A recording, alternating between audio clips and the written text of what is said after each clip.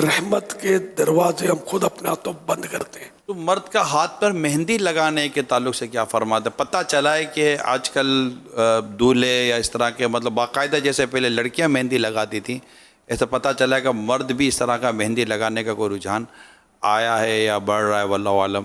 تو ایک تو میں یہ چاہوں گا کہ مرد کے مہندی لگانے کے تعلق سے بھی آپ ارشاد فرمائیے، اور مرد کا کان میں بالی پہننا یا یوں ٹاپس پہننا یا رنگ پہننا اس طرح کا تو اگر کوئی منت کے طور پر بھی پہنتا ہے کان میں بالی وغیرہ، جائز ہے، درست ہے، کیا ہونا چاہیے؟ ہاتھ اور پاؤں یہ مہندی سے رنگنا یہ عورت کے لیے ہے۔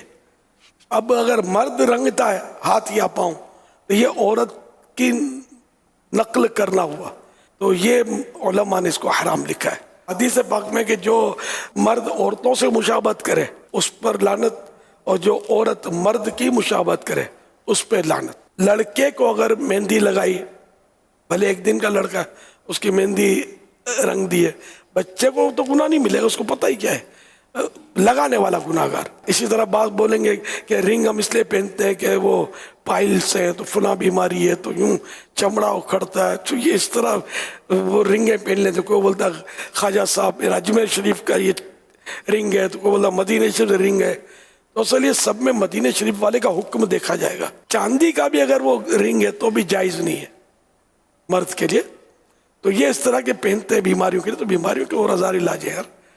اب سب کو پائلس کا، کسی کے جڑے یار میں نے تو نہیں سنا جڑے ہوں، تو اور دوائیں جب موجود ہیں اور طرح طرح کے علاج موجود۔ بھلے اجمیر شریف سے آیا ہے، سر آنکھوں پر اجمیر شریف کی عظمت کو لاکھوں سلام، لیکن خواجہ اجمیری نے کیا حکم دیا ہے کہ میرے اجمیر میں جو ملے یہ پہن لو، جو ملے وہ کھا لو۔ تو اجمیر شریف میں تو خنزیر بھی میں نے دیکھے گھوم رہے ہوتے ہیں، گیا تھا جب اجمیر شریف، تو کیا اس کو پکڑ کے کھا لو گے؟